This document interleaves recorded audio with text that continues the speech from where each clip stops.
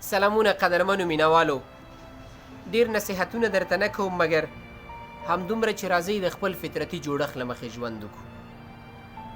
دا چې دوه غوږونه لرو ډیر باید د خلکو واورو، دا چې دوه سترګې لرو ډیر باید خلکو ته وګورو، د خلکو ژوند وګورو، له هغوی څخه عبرت واخلو. دا چې دوه لاسونه یا پښې لرو نو باید ډیره هڅه وکړو، ډیر کار وکړو. مګر دا چې معده مو یوه ده کم خوراک وکړو.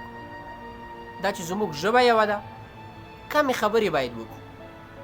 او بل دا چې هر هغه څه چې په ژوند کې یو ځل یا یو درکول شوي د هغه ډېر قدر وکړئ، ډېر لحاظ یې وساتئ او هڅه وکړئ چې باید درنه خفه یا خراب نشي.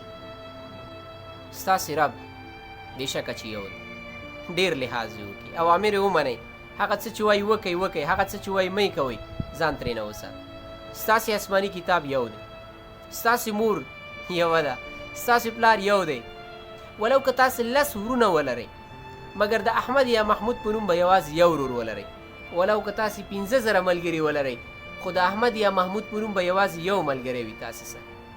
نو فلهذا قدرمنو مینوالو، هڅه وکئ هر هغه څوک چې تاسې ورسره اړیکه لرئ مطمئن اوسئ چې بل هغسې تاسې په ژوند کې نه لرئ.